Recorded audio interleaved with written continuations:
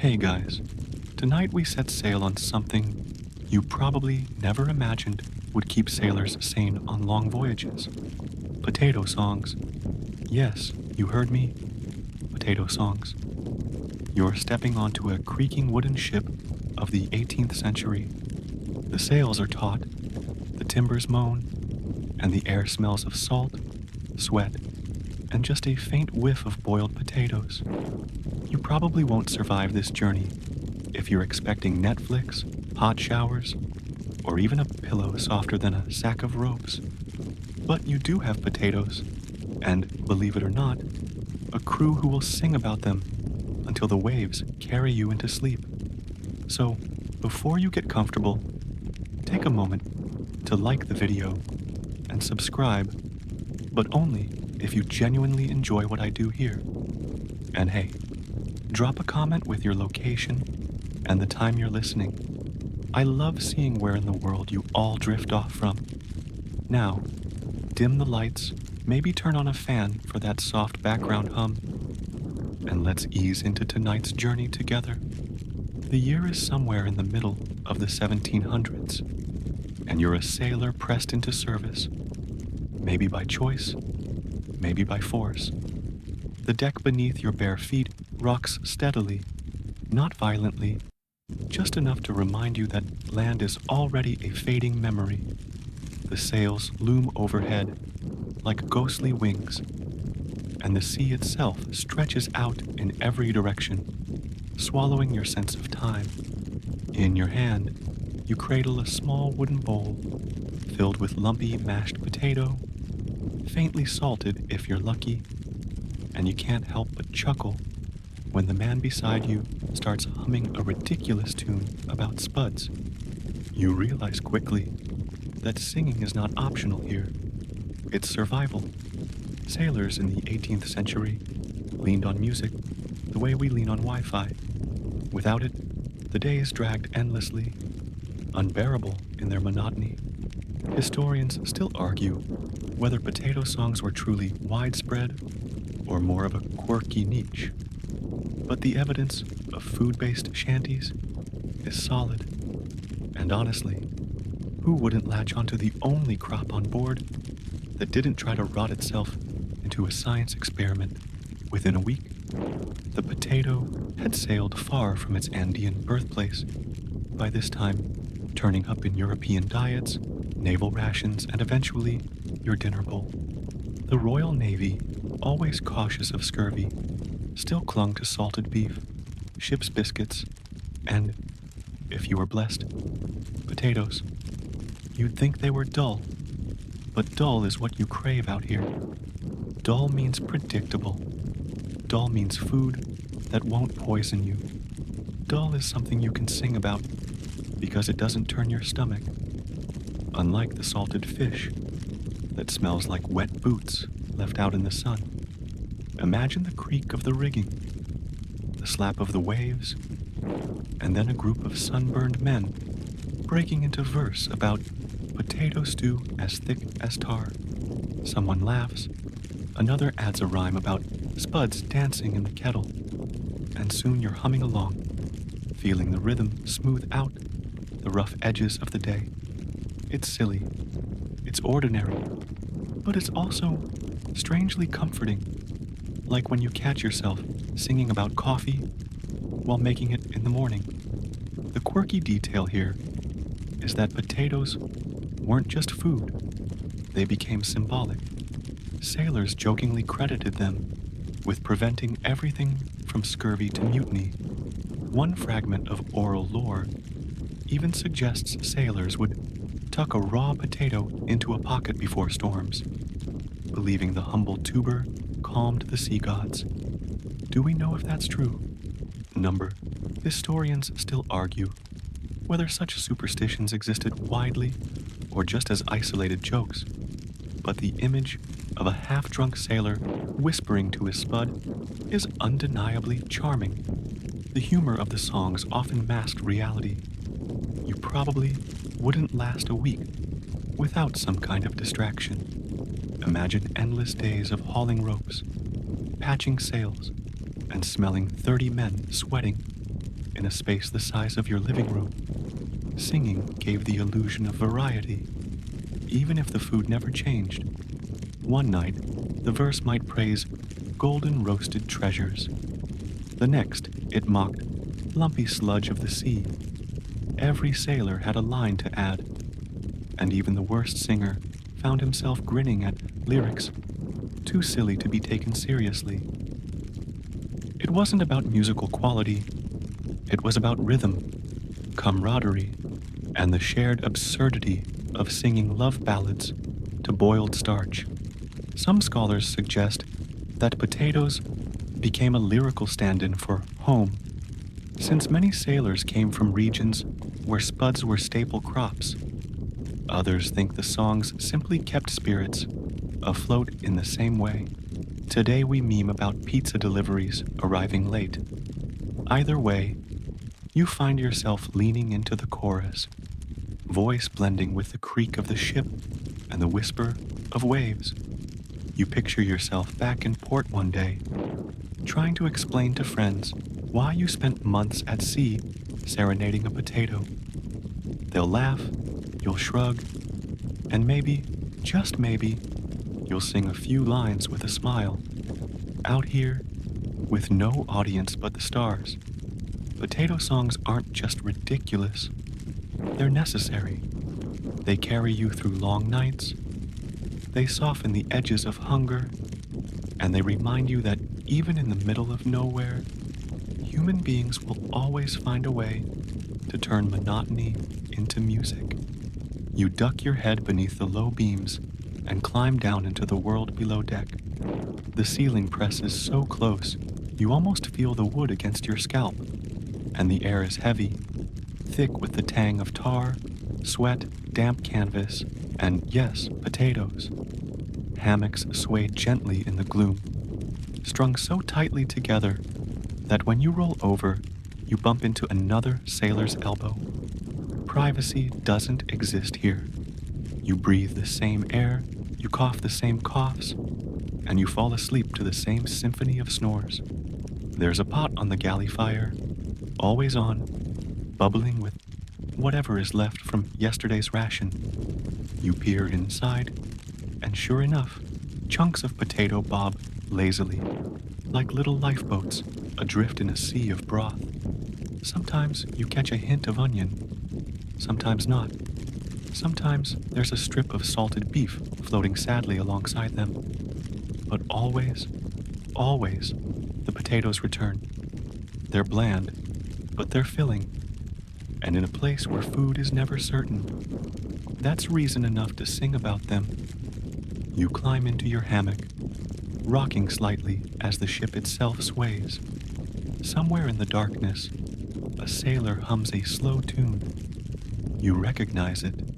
It's one of those silly potato songs from above deck. He's not loud. It's almost like a lullaby.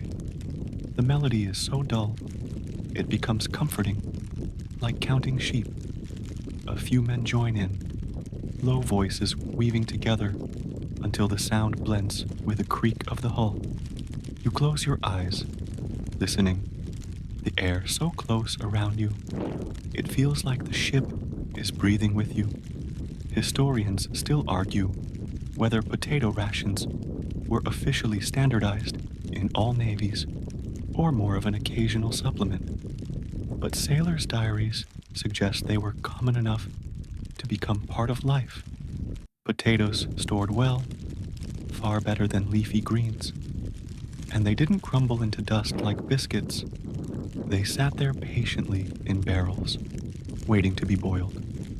And while scurvy was a constant specter, you almost believed for a moment that a hot bowl of potatoes could keep it away. The quirky truth is that potatoes were sometimes used for more than eating. A sailor with toothache might press a raw slice against his gum, swearing it drew out the pain. Others carved little figurines from spuds, tiny potato men tucked into hammocks like good luck charms.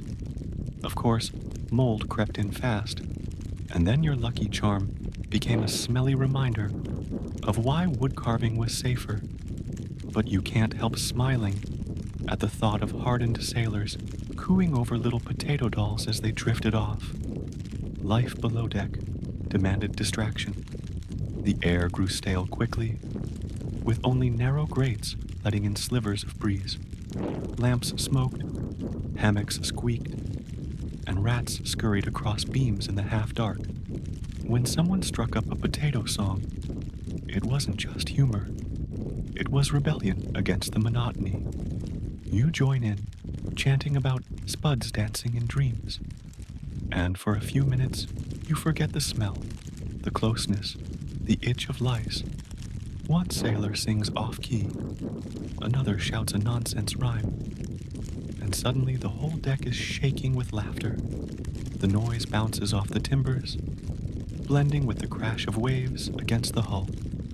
And even though you're lying in a hammock, so thin you can feel the rope cutting into your back, you grin, because this ridiculous potato ballad makes the night just a little more bearable. And here's the funny part. You realize potatoes have become your lullaby. Not the sweet ballads of home, not the psalms sung on Sundays, but spud songs. They rock you to sleep the same way the sea does, steady and repetitive, until your eyelids droop and your breathing matches the rhythm of the waves. Out here, in this cramped wooden belly of the ship, even the hum of a potato song is enough to convince you that life, for now, is tolerable. The next morning comes with the clatter of buckets, the shuffle of bare feet, and the call of the bosun's whistle. You rub your eyes, tasting salt on your lips, and already a tune hums through the ship like it has a life of its own.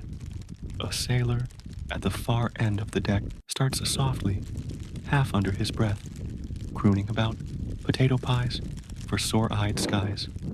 And before long, others pick it up. The rhythm builds as ropes are hauled and sails trimmed, a steady pulse syncing with the movement of the crew. Music, you realize, is medicine here. Without it, the days blur into endless repetition. One rope looks like the next rope, one wave like the next wave. One meal of potatoes identical to yesterday's and tomorrow's. But when a song threads through the monotony, everything gains a little shape. You find yourself moving easier, pulling harder, and even, dare you say, smiling at the absurdity of grown men chanting about mashed spuds while bracing a yardarm. Mainstream fact: music at sea was nearly universal. Work songs, what we now call sea shanties, were essential for timing. The call and response made hauling together smoother, whether raising an anchor or setting a sail. Potato songs may not be the polished versions that collectors later wrote down, but they slipped into the rhythm just the same. A line about golden skins in boiling tins gives everyone something to laugh at while their hands blister on the ropes. Quirky tidbit: some sailors swore certain songs cured seasickness. Imagine a man green around the gills leaning over the rail, moaning, then perking up when the crew belts out a ridiculous verse about potatoes dancing in the belly. One journal even notes that a sailor insisted humming low potato rhymes soothed his stomach more than ginger or lemons. Placebo? Probably. But when the deck pitches and the sky churns, you'll try anything to keep your breakfast where it belongs. You feel your own stomach shift as the ship rocks, and you join in the chant, letting the rhythm settle your insides. The notes roll with the waves, up and down, like the ocean itself is keeping time. Historians still argue whether such food-based shanties were born at sea or carried from land traditions. But either way, they stitched sailors' minds back together when the horizon seemed endless. Humor was part of the cure, too. The verses could be deliberately ridiculous. Potatoes, sprouting legs, and marching across the deck, or spuds so wise they gave advice on how to dodge the captain's wrath. You laugh, breathless from the rope you're hauling, as one sailor adds a line about potatoes steering better than the helmsman. Everyone roars, even the helmsman himself, cheeks red but smiling. The thing about music here is that it isn't just sound, it's touch. The vibrations in your chest link to the man next to you, your bodies moving in sync, your sweat dripping onto the same planks. The potato songs may be silly, but they keep you human. Without them, you dissolve into the endless horizon, another body lost to the waves. With them, you stay grounded, reminded of home, reminded that life still has texture, taste, and sound. By evening, when the work slows and the ship glides steady, you find yourself humming alone, quietly, about nothing more profound than tubers. The melody is plain, but it steadies your breathing. For a moment, as the stars prick open in the sky, you feel calm, like music itself has pressed a warm potato slice against the bruise of your heart. The pot in the galley boils again. It always does.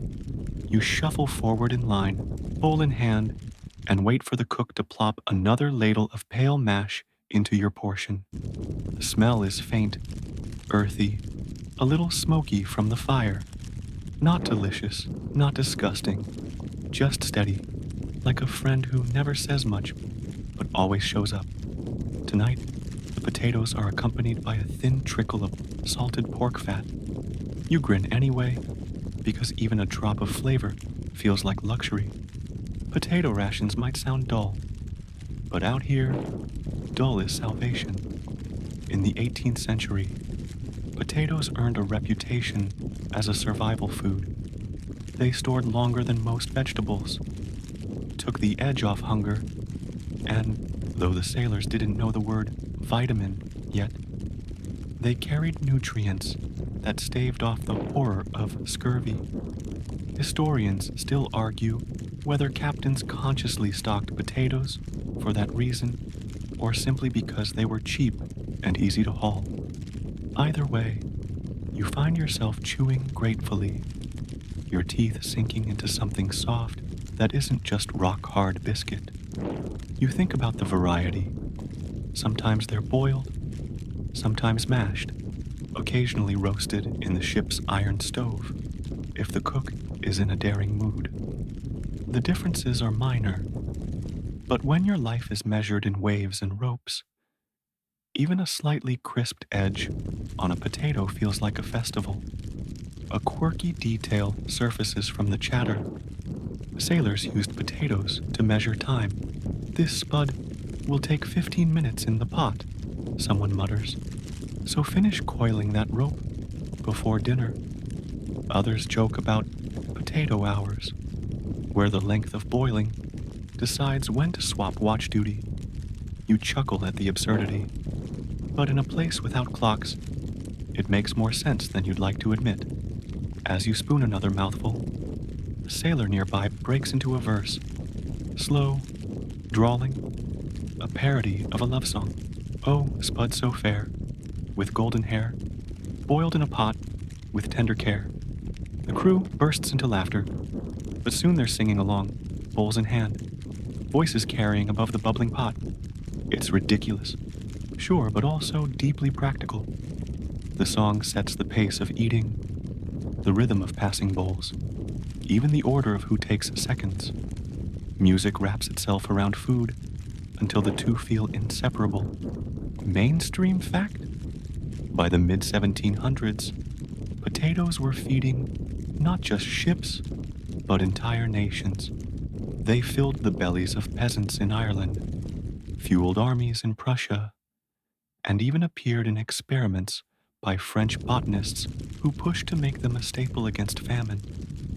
Out here at sea, that global story trickles down into your spoon. You're tasting empire in each bite, whether you think about it or not.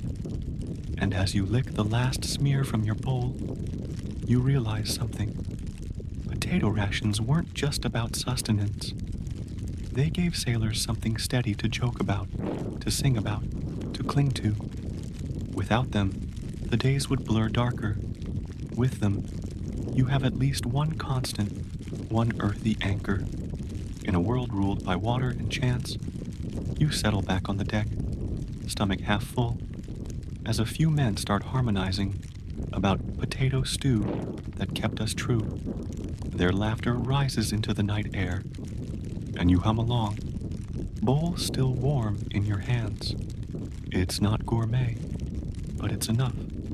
Out here, that's everything. The sun beats down, the ropes rasp against your palms, and sweat drips into your eyes as you haul at the heavy line. The bosun shouts, "Heave together," and immediately, voices rise in chorus. This time the song is not about storms or bravery.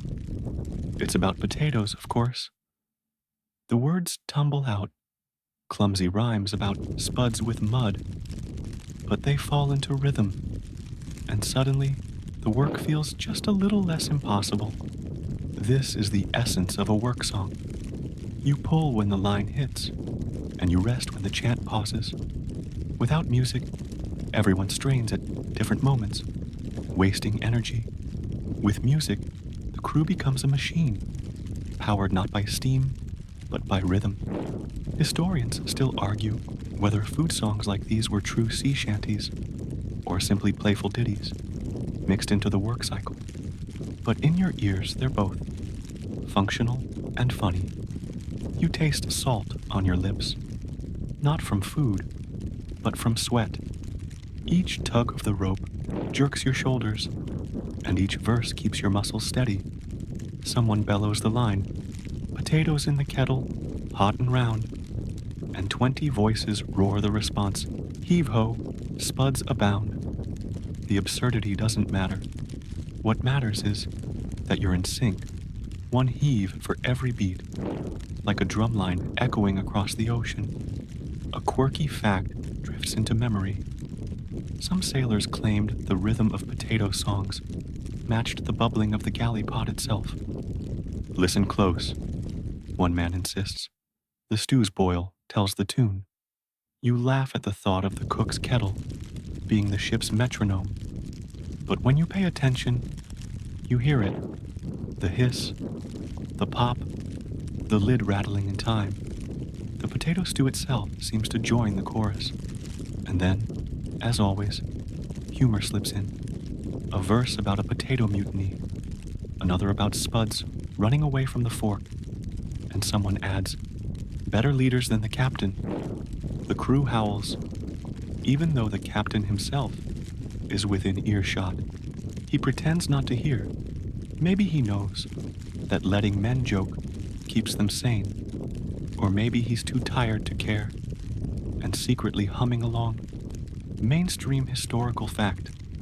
Shanties were not entertainment alone. They were as essential to a sailing ship as sails and rigging. Without rhythm, work faltered.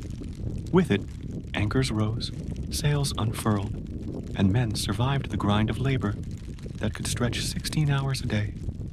And when the words were about potatoes, it was less about poetry and more about giving ordinary labor a silly, grounding anchor. As the last line is hauled, you slump back, shoulders aching, but strangely lighter. The song lingers, like the aftertaste of a simple meal. You glance at the pot in the galley, steam curling up, and you realize something. These songs aren't random. They stitch the ship together, keeping boredom, hunger, and despair at bay. They tie you to the others, making you one crew, instead of just bodies trapped on wood. And when another task is called, another verse begins. You groan, you laugh, and you join in, voice hoarse but steady. The sea stretches endlessly, but with every potato chorus, the horizon feels a little less far away.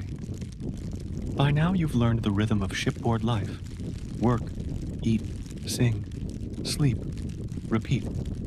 But tonight, as the sun melts into the horizon, the humor in the songs takes center stage.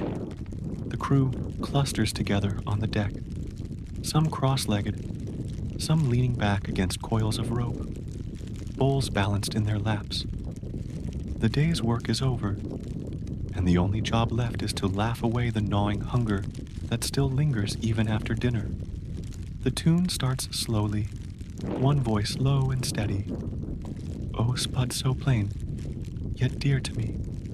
Immediately, the rest of the crew groans in mock despair, because they know this one. An absurd ballad where every verse grows more ridiculous. You chuckle as the next line comes. You wear your jacket of dusty brown, finer than any king's crown. The laughter ripples across the deck. Humor is survival. Without it, the hardship presses too heavy, like wet canvas on the shoulders.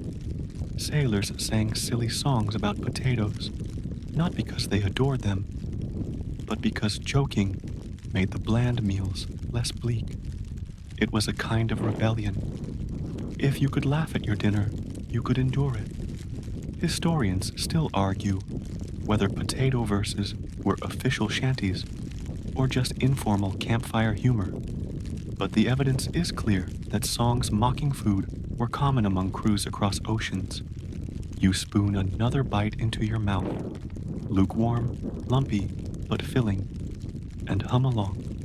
One sailor stands dramatically, clutching his chest like a tragic actor, belting, "Oh, mashed and buttered, my one true bride." The men collapse with laughter, some nearly spilling their bowls. You can't help smiling. Hunger transforms into comedy when sung loudly enough. Quirky detail. Sailors sometimes swapped out the word potato for crew members' names. If a man had a bald head, he became Sweet Golden Spud. If someone was slow on deck, he was Sleepy Yam. The verses turned into inside jokes, and soon the entire crew was part of the song, whether they wanted to be or not. You picture yourself being immortalized in rhyme, and it's both mortifying and strangely flattering. Another voice pipes up with a parody of a hymn. Solemn at first, blessed be the boiled potato, savior of the sea. It's irreverent, maybe even a bit scandalous, but everyone howls. Even the ship's carpenter wipes tears from his eyes, wheezing from laughter. For a moment, the weight of the ocean lifts, and you forget the cramped hammocks, the stale air below deck, the endless horizon. All that exists is the absurd poetry of tubers, mainstream fact, humor threaded through most sea songs. Whether mocking officers, teasing shipboard chores, or exaggerating the size of a catch, laughter was as crucial as rhythm. A cheerful crew was a working crew, and officers often turned a blind eye to jokes, so long as they kept the men sharp and steady. As the stars blink awake, the song drifts softer, the verses slower. The men slump back against the planks, still grinning, still humming. You lick the last bit of potato from your spoon, and your chest feels lighter. Maybe the food is plain, maybe the work is endless, but you realize laughter, especially laughter sung, is a form of nourishment too. You're stretched in your hammock again, the ship swaying like a cradle. Around you, the voices don't rise in rowdy chants this time. They murmur softer, slower, like the low drone of bees. These aren't work shanties, and they aren't jokes about captains with carrot noses. Tonight, the potato songs become something different. Memory. The verses start with one man at the far end of the mess, his tone almost wistful. He sings about his mother's kitchen fire, potatoes roasting in the ash. Another joins, adding a line about fields back home, rows of spuds like soldiers in the soil. Soon, the melody spreads through the hammocks. and every voice contributes a fragment of a life left behind. The tune is shapeless, meandering, but it carries the weight of homesickness more than any letter could. Historians still argue whether food songs served as mnemonic devices, ways to preserve oral recipes, jokes, or even regional dialects. But lying here, you can feel it happening. Each verse is a story. One sailor recalls potatoes fried in bacon fat. Another recalls them mashed with cream. Another with cabbage and onion. Recipes hidden in rhyme, wrapped in melody, as if singing them will make the flavors real again. You catch yourself humming along, your own memories surfacing. The smell of earth on freshly dug potatoes, the crunch of roasted skins, the laughter of neighbors passing a bowl. The song becomes less about hunger and more about remembering who you are. In this endless sea, where days blur into sameness, memory is survival too. A quirky tidbit surfaces among the lines. Sailors sometimes wove gossip into potato songs, inserting names of sweethearts, old rivals, or even village scandals. Spud Sally, with her 7 beaux, becomes a running joke. Another sings of Cabbage Jack, who sold rotten yams. You laugh into your hammock, because suddenly the ship is filled, not just with sailors, but with a whole invisible village, conjured through silly lyrics. The voices rise and fall, weaving nostalgia and nonsense. Someone snores mid-verse, another chuckles, but the tune continues, wrapping the entire crew in shared memory. The potatoes may be bland, but in song they become buttered, salted, roasted, alive again. And as you drift, you realize the crew isn't just singing to pass time, they're singing to keep pieces of home alive. Each note a fragile tether to the lives they once knew. The air grows warmer, thicker with breath and song, and you close your eyes, imagining yourself back in a village kitchen, the fire crackling, the smell of potatoes filling the air. For just a moment, the ship melts away. The next day rolls in with that same groaning wood and creaking rigging, the sea stretching forever, like a blank page.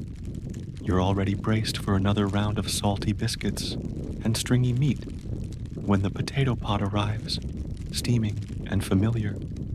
But tonight, the mood is lighter. The songs aren't just memories or recipes. They've grown into contests. A sailor at the bow clears his throat and belts the opening of a verse. The king of potatoes rules the waves. Laughter erupts because the line is ridiculous, and that's the point. Another sailor chimes in, adding his line, "With crown of mash and robe of gravy." The group howls. You feel the game forming. Improv potato ballads. Each man tries to top the last with sillier, more elaborate imagery. Soon, you're swept into the fun. One sailor sings of a potato army storming the French coast. Another describes a baked potato floating to heaven. Someone dares to rhyme spud with mud, and then stud. And the crew collapses into laughter. The humor is gentle, harmless, and yet it feels like medicine. Historians still argue whether these competitions were closer to ritualized storytelling or just nightly nonsense. But either way, the result is the same. The men are smiling. And here's your quirky tidbit. Some ship logs mention potato songs being scribbled down, little fragments in margins. A first mate writes, "The crew sang of a great spud king." Laughter considerable. It's not Shakespeare, but it's proof that this odd tradition existed, leaving paper breadcrumbs for us centuries later. You sway with the laughter, the rhythm infectious. The contest goes on until the verses become so absurd they lose meaning. Mashed sea serpents with buttered tails. A mermaid who boiled potatoes in pearls. You can't even keep a straight face. Imagine explaining this scene to a stern admiral. Yes, sir, we sang about potatoes wearing wigs. The singing morphs again, turning into chants of encouragement, as if the silliness itself is a form of prayer. Sailors exhausted from weeks at sea, with salt in their hair and sores on their hands, find joy in pretending a potato could wear a crown. And you, tucked into the hammock, realize the real magic isn't the humor itself. It's how quickly it spreads. One absurd potato line leads to another, and before long, the whole ship is laughing in rhythm, voices blending with the creak of the waves. The potatoes fill bellies, but the songs, they feed spirits. The laughter lingers long after the verses fade, like embers glowing in the night. The following evening, the tone of the songs shifts yet again. After the riot of silly contests and absurd rhymes, the crew drifts into something softer, potato lullabies. You sit there, tucked in the low glow of the ship's lanterns, and notice how the melodies slow, like a rocking chair. Someone hums, another joins, and suddenly the whole ship seems to breathe in rhythm. A potato lullaby might sound ridiculous to you in theory. How do you sing a baby to sleep with lyrics about tubers? But at sea, with the stars spilling overhead and the waves thudding gently below, it makes sense. Boil, little potato. Boil slow, little spud. One sailor sings. Another responds with a low harmony, almost like a prayer. The result is calming, even if the subject is humble stew. Here's your mainstream fact for tonight. In the 18th century, lullabies weren't just for children. Adults often sang slow, repetitive songs to soothe themselves during hard labor or long nights. Sailors simply adapted this practice to fit their own world, and potatoes, the comfort food of their cramped diet, slid neatly into the role of lyrical anchor. Your quirky tidbit. Some sailors, apparently, even gave their hammocks nicknames like the baked potato sack. Imagine rocking yourself to sleep while muttering, "Back to my potato sack, lads." It sounds silly, but it's how men wrapped humor around exhaustion. And of course, historians still argue whether these lullabies were genuine attempts to induce rest or just one more layer of parody. Were sailors truly singing themselves to sleep with mashed potato dreams? Or was it a collective joke that became tradition? Either way, the effect is undeniable. You can almost feel the calm. The ship becomes a cradle. The creak of the rigging is the rocking motion. The potato song is the hush-hush whisper. And for a moment, even with hunger, sores, and endless horizon, you feel comfort. You realize this is how survival often works. Not through strength alone, but through softness, through the ridiculous act of turning a root vegetable into a lullaby. You drift with them, lulled by potato verses, slipping toward dreams that smell faintly of butter and salt. As the lullabies fade, the ship wakes again to a different kind of potato music, the playful ditties sung during meal times. You sit at the rough wooden table, balancing your plate while seawater drips somewhere above. The cook plops down a spoonful of something vaguely potato-shaped, and instead of groaning, the men break into a silly chant. Boil 'em, mash 'em, smash 'em flat, add some salt, and call it that. It's not Shakespeare, but it's strangely effective. You can't help but notice that potatoes, humble as they are, seem to spark creativity where bland biscuit rations did not. There's a rhythm to it all. Clatter of spoons, sloshing of grog, the chorus of voices making a simple meal into theater. Here's your mainstream historical fact. Sailors often ate together in what was called the mess, and singing during meals wasn't unusual. It kept spirits up, distracted from the lack of variety, and built camaraderie. Music was seasoning when the food itself lacked flavor. Your quirky tidbit. Some ship logs mention potatoes, carved into little figurines, then used as mascots for table songs. Imagine sailors singing to a potato with a crudely scratched face, balanced like royalty at the head of the table. That's peak maritime absurdity. And yet, historians still argue whether these meal songs were spontaneous or deliberately encouraged by officers as morale boosters. Were they grassroots sailor humor, or carefully tolerated distractions in an otherwise strict environment? The line is fuzzy, like the memory of last night's grog. You look around and realize how important the potato is, not just as sustenance, but as a centerpiece of ritual. Without it, mealtimes might dissolve into silence, complaints, and monotony. With it, every spoonful turns into a chorus. The songs carry beyond the mess table, out into the salty air, echoing faintly across the waves. You lean back, spoon in hand, listening as voices rise in unison, transforming lukewarm stew into a feast of laughter and rhythm. You catch yourself smiling, half sleepy, lulled not by taste, but by the music of potatoes shared. You shuffle back onto the main deck, belly a little fuller than it should feel, given the watery stew. The night wind is brisk, stars flickering overhead, and the ship groans against the swell. Here's where the potato songs get awkward, because it's not just the crew who've noticed the music. Sometimes the officers try to join in, and you watch the collision of two very different worlds. The officers, perched above, with their crisp uniforms and carefully combed hair, weren't supposed to mingle with the singing. They were meant to embody discipline, not join in on potato chants about tubers worth the noble spud. Yet there were times when the temptation became too strong. Maybe after a long voyage, or perhaps after an extra ration of rum, a lieutenant would hum along, just barely at first. You glance at the sailors.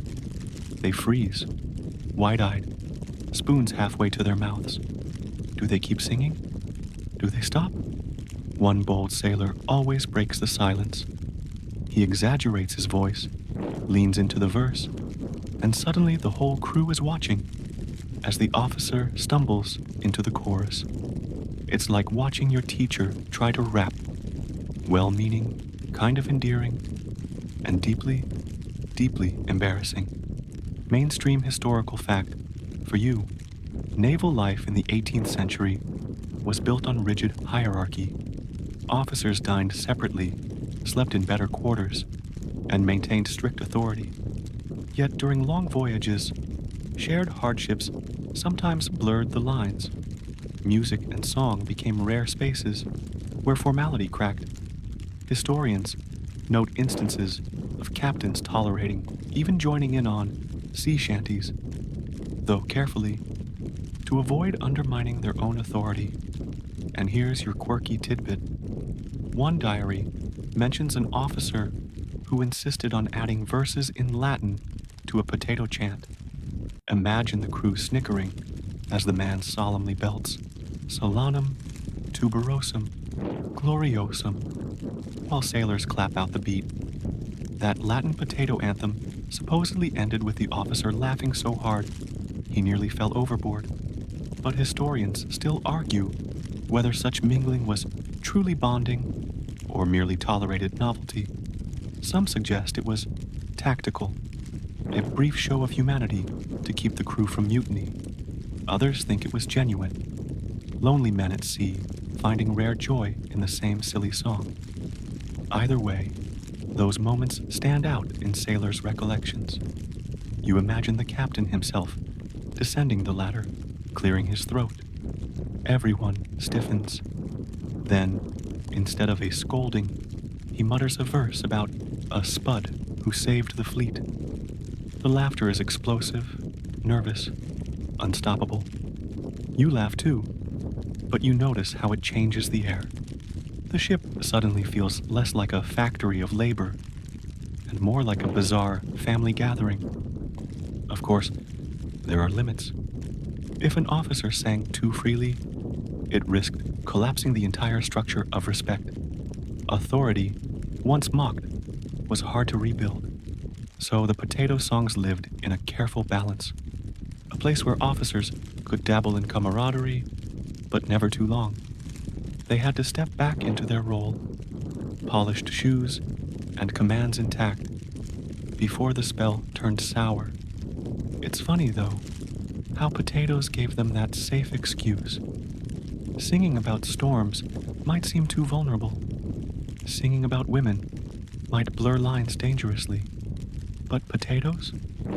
They were neutral, absurd, unthreatening. You can share a laugh about a spud without risking mutiny. You lean against the railing, listening as a junior officer croaks out a verse, and the crew roars in approval. The stars shimmer, the waves slap against the hull, and for one fragile moment, the ship feels less divided by class and more united by humor. Tomorrow, the yelling will return, the punishments, the strict order of duty. But tonight, the potato reigns, and everyone, officer and sailor alike, sings together. And you realize, with a sleepy smile, that sometimes authority doesn't crack because of rebellion or violence. Sometimes it cracks because of a potato song sung badly under the stars. The ship rocks steadily now, and you feel the deck hum beneath your boots, as though it, too, has memorized the potato songs.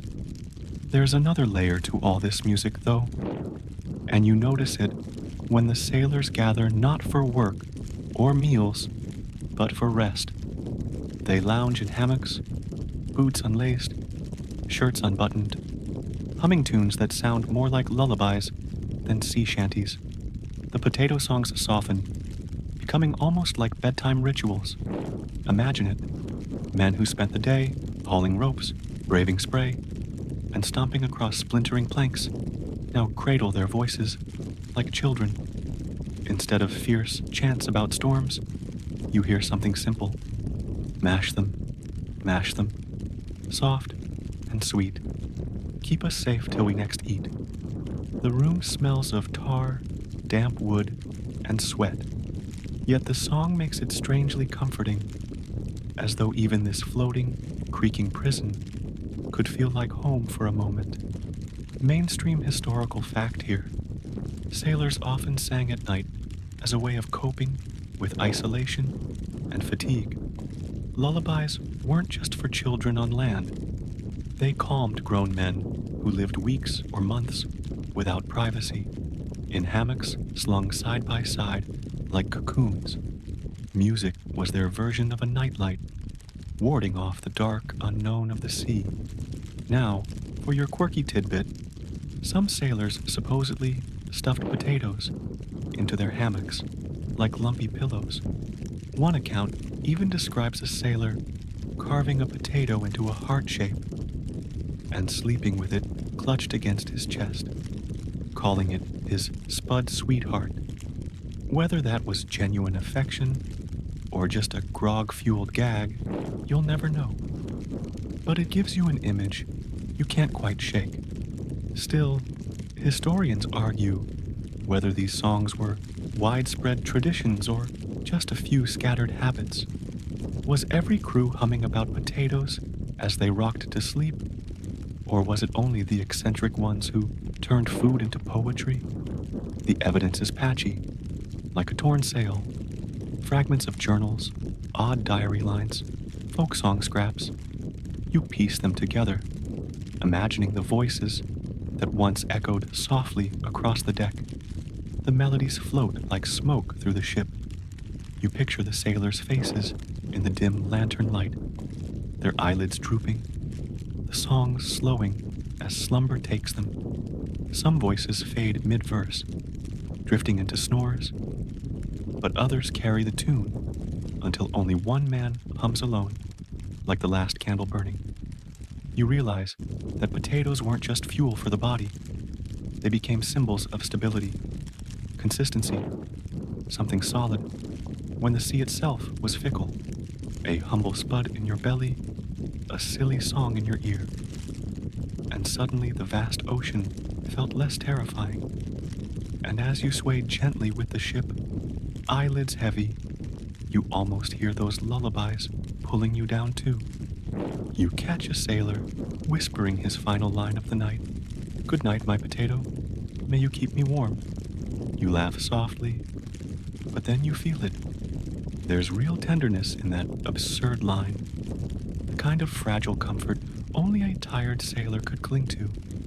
Your hammock creaks, the air cools, and for one quiet moment, the ship is no longer a vessel of labor and command. It's a cradle, rocking you and the crew together under the endless night, with potato songs as the blanket pulling you all closer to sleep.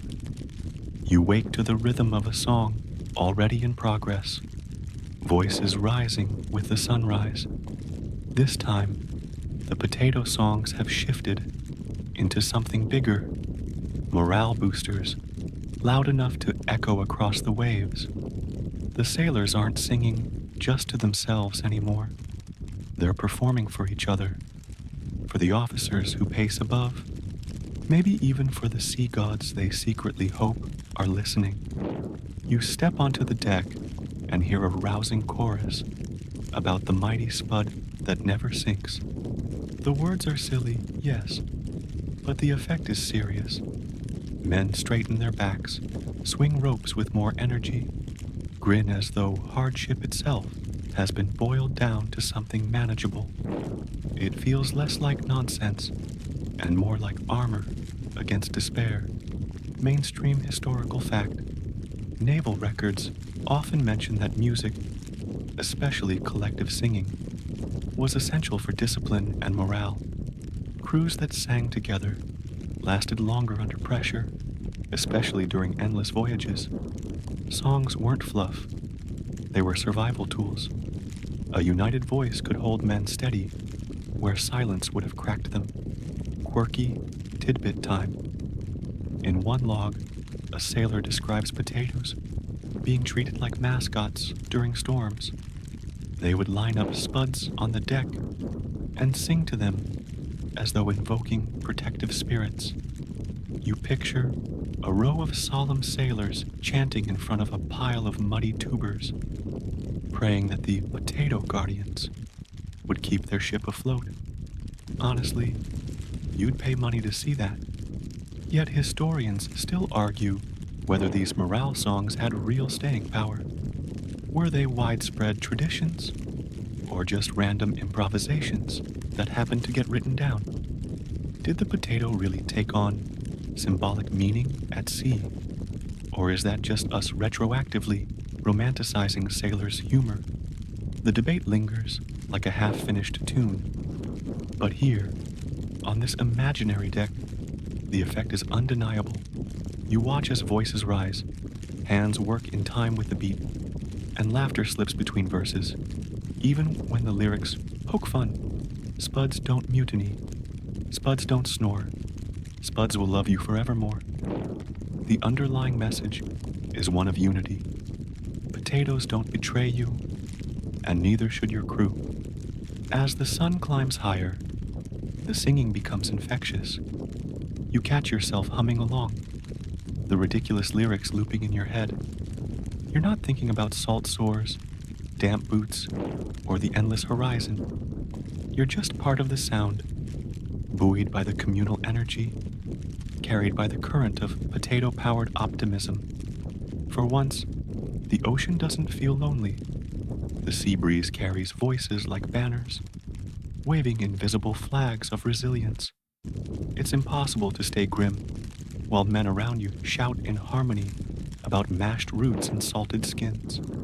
You laugh, then you breathe, then you notice.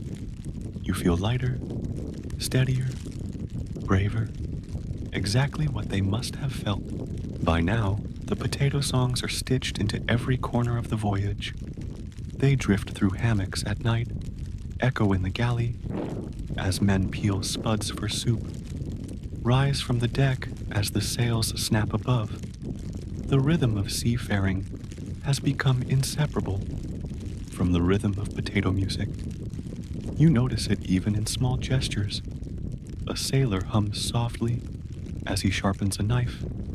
Another whistles a verse while scrubbing grime from the planks. Mainstream historical fact. Sailors' music wasn't just entertainment. It was a way of synchronizing labor. Sea shanties, for example, were structured to coordinate specific tasks: hauling ropes, pumping water, or heaving anchors. The potato songs, even if less formalized, slipped into this tradition. Their playful tempo kept hands moving, kept men working as one machine, all while tricking their minds into thinking they were playing rather than laboring. Quirky tidbit. One diary mentions that the sailors once composed a ballad mourning the death of a particularly large potato that had rotted before it could be eaten. They gave it a mock funeral, complete with verses sung as the spud was tossed overboard. You imagine solemn faces, fake tears, and a chorus about a noble tuber lost to the sea. Oddly enough, the very act of dramatizing the loss turned it into something funny, something bonding. Historians still argue whether these antics were tolerated by strict naval officers or merely tolerated because officers secretly liked them too. Some accounts describe captains rolling their eyes at the foolishness. Others hint that even the sternest commanders cracked smiles when hearing a bawdy verse about potato stew. The blurred line between discipline and morale is one scholars keep circling. On this voyage, you see how the humor softens edges that might otherwise cut too deep. Men who were snarling at each other yesterday are laughing together today because someone slipped a potato joke into the chorus. That joke acts like glue, binding the shipboard community. Humor is their currency, potatoes their bank, songs their language, and you, caught in the middle, realize how easily absurdity can steady a fragile human spirit. Sailors who might have crumbled under monotony or fear find something instead to sing about, something that makes the sea just a little less vast. It's not rational, but then again, not much about sailing months across uncharted oceans really is. By the time twilight gathers, the latest verse is already morphing into tomorrow's version. These songs never freeze. They stretch, bend, change, with every mood. Some verses fade, others sharpen, but the core remains. A shared voice rising against silence, carrying men forward into whatever unknown the waves will bring.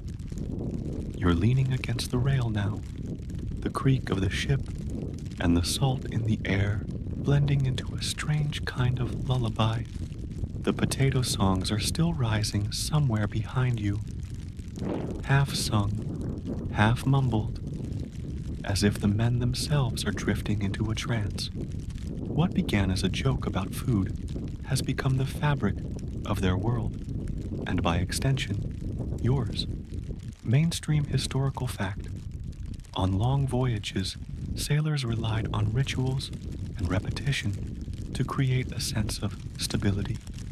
Whether it was assigning watches, rotating meals, or singing familiar refrains, these routines gave order to an otherwise chaotic life at sea. Potato songs fell neatly into this system, offering consistency, predictability, and the reassurance of sound filling the void. Quirky tidbit. One account claims that sailors even carved faces into potatoes, setting them on a shelf like mascots or shrines, then composing tiny ditties in their honor. One spud, nicknamed Admiral Mash, supposedly received more verses than the actual ship's captain.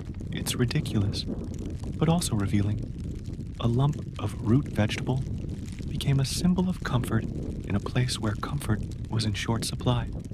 Historians still argue whether these songs truly survived in oral tradition or whether the fragments we glimpse in journals were exaggerated by nostalgic sailors looking back on their youth. Some argue the potato songs were merely one-off amusements. Others insist they represented a hidden genre of sailor folklore that hasn't been properly studied. As with so many things at sea, the evidence drifts, tantalizing but incomplete, and yet you can feel the truth of it in the rhythm under your feet, in the laughter echoing down the deck, in the way the men's voices braid together in harmony. Whether myth or fact, the songs are real in this moment. You let the absurdity carry you, the joy of something so silly, yet so profoundly human. And that's where we'll wrap up tonight's little voyage, friends. From sea shanties to spud serenades, you've just sailed through a world where potatoes weren't just food. They were music, comfort, and comedy, all rolled into one. Now, I'd really love to hear what you think. Do you believe sailors actually sang about potatoes this much? Or do you think it's one of those quirky exaggerations that history loves to toss at us? Drop your opinion in the comments. I always enjoy reading your thoughts and stories. If tonight's journey made you smile, made you relax, or maybe even made you hungry for mashed potatoes, then you know what to do. Give this video a like and subscribe if you want more sleepy, silly history tales. Until next time, rest well, dream easy, and I'll meet you in the next bedtime story. Good night.